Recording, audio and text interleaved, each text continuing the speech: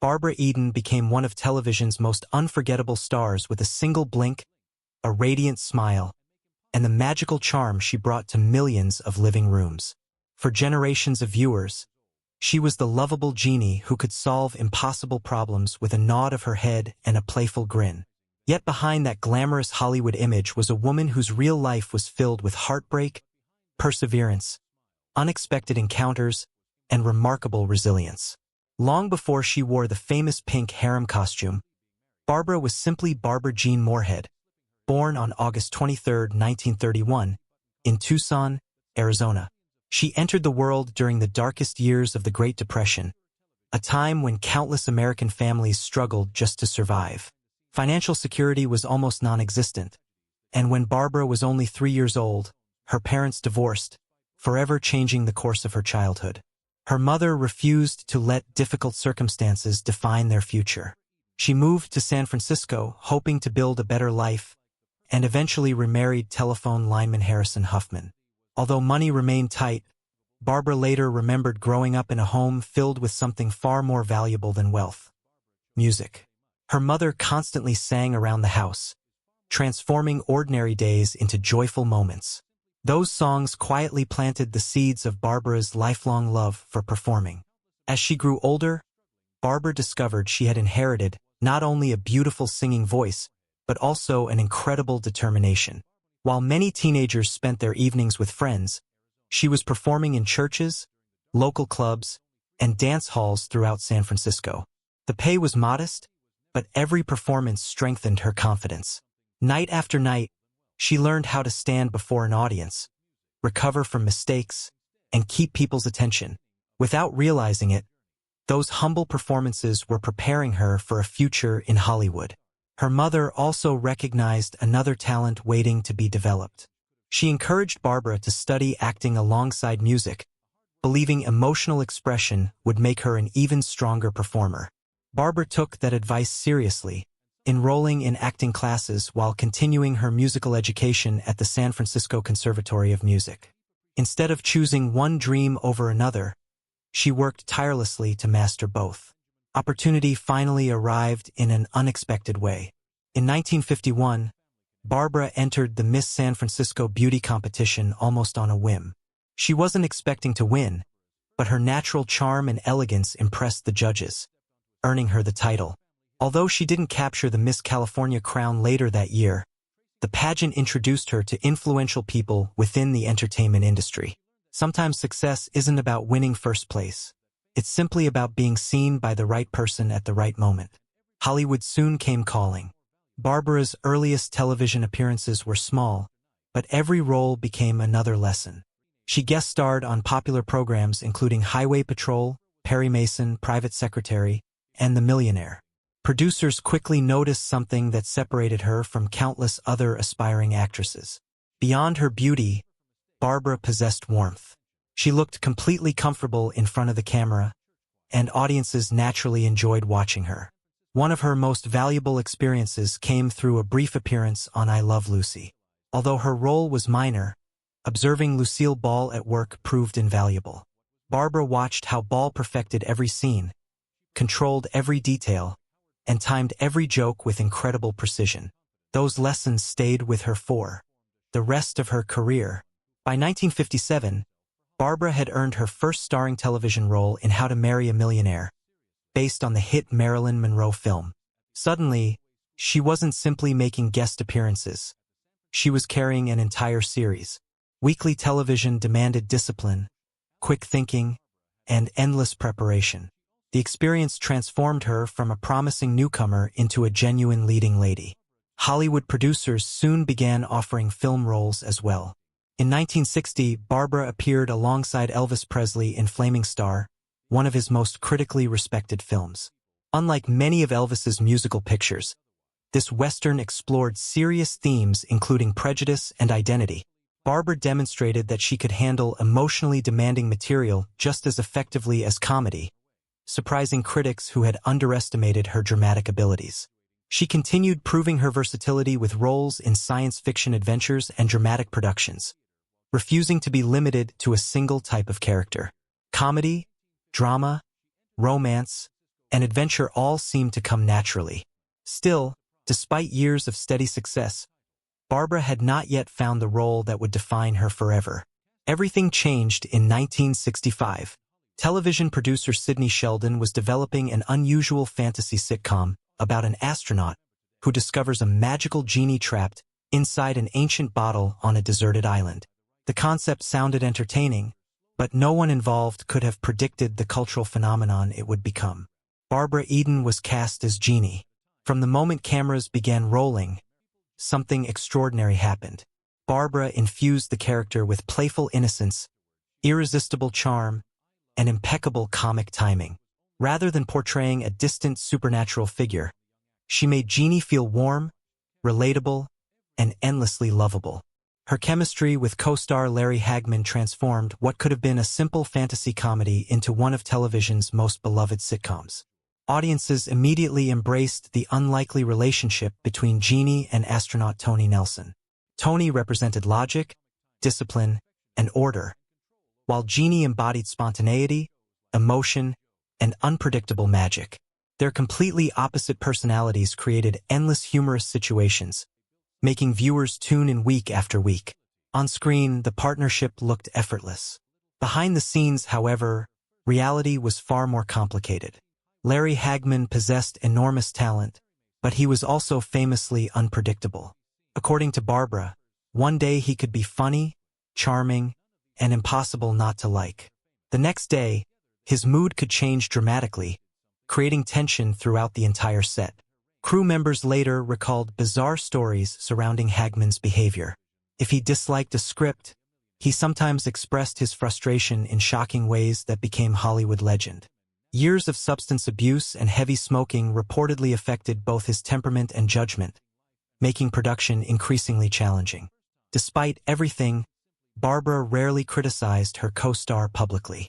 She understood that beneath the difficult behavior was an extraordinarily gifted performer whose unpredictable energy somehow enhanced their chemistry on screen.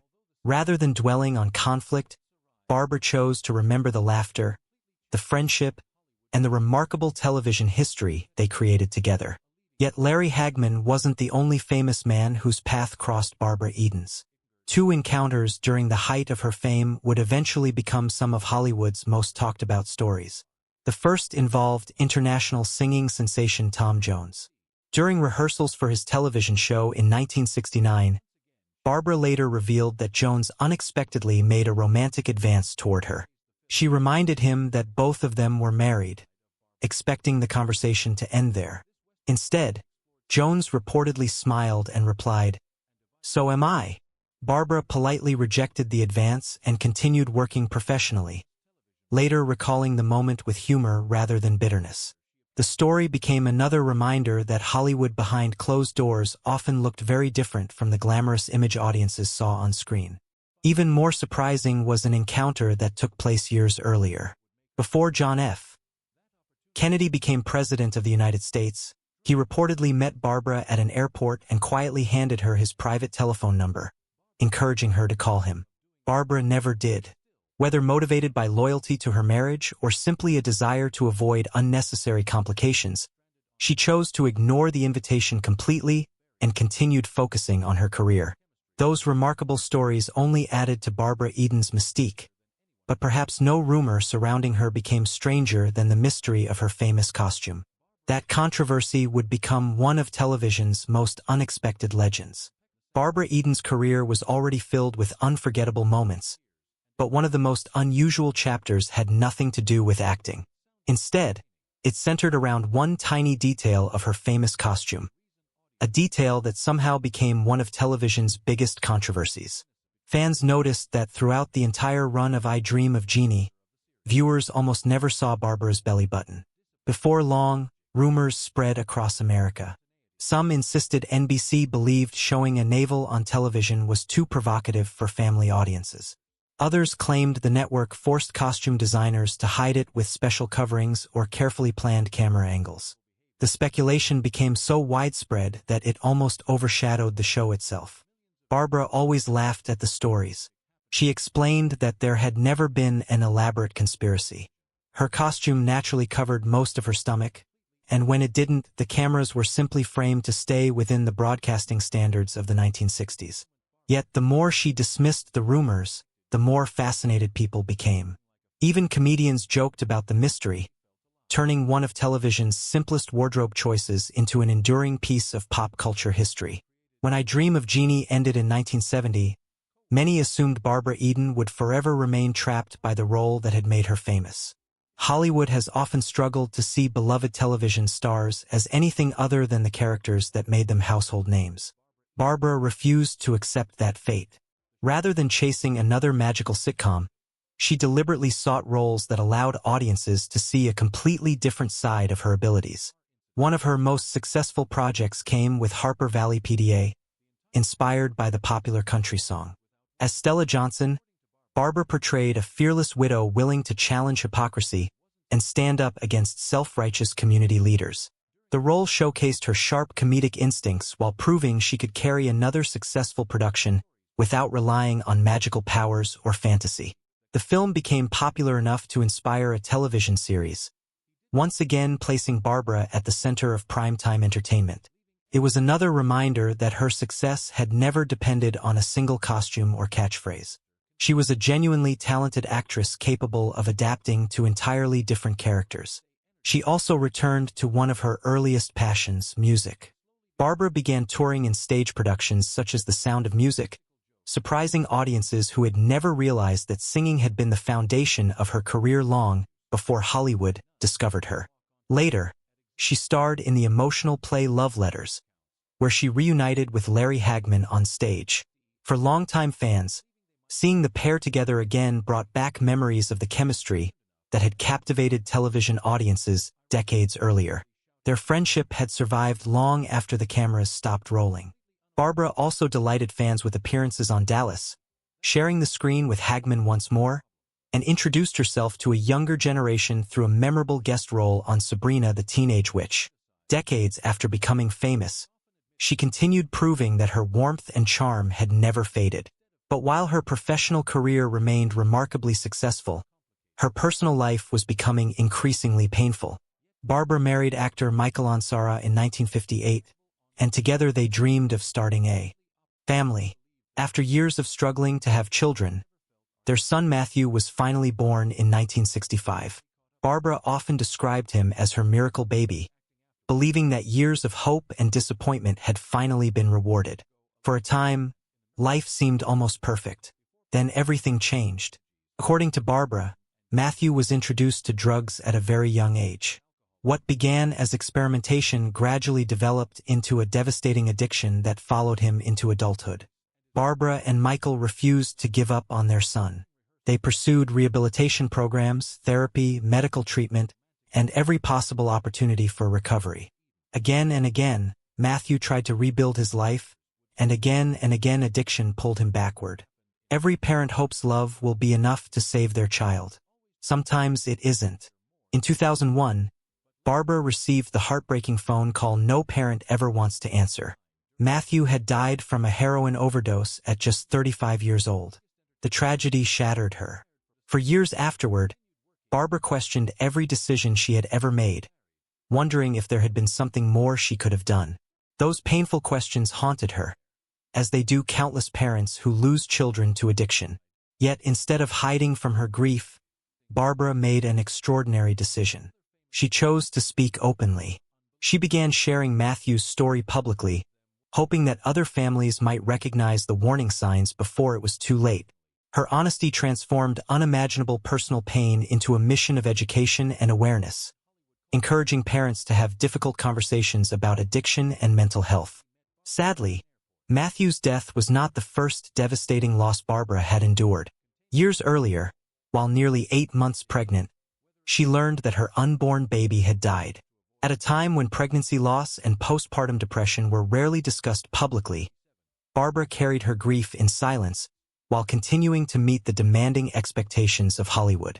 The emotional weight eventually placed enormous strain on her marriage to Michael Ansara, and after 15 years together, the couple divorced. A second marriage also ended unsuccessfully, leaving Barbara wondering whether lasting happiness would ever return to her life. Then, in 1991, fate surprised her once again. She met real estate developer John Eichholz, whose calm personality offered exactly the stability she had been missing for years. Unlike the turbulence that had marked much of her earlier life, their relationship was built on mutual respect, patience, and genuine companionship. For Barbara, it was a new beginning. Away from movie sets and television studios, she discovered a quieter happiness that had nothing to do with fame.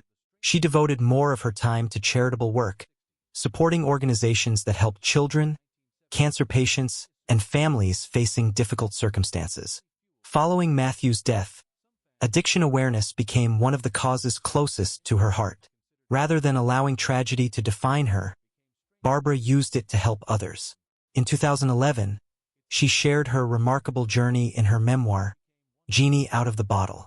The book revealed far more than stories from Hollywood.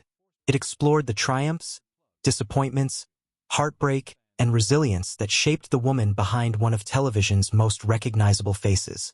Readers discovered that Barbara Eden's greatest strength had never been pretending to be magical. It was finding the courage to keep moving forward when life seemed determined to test her again and again.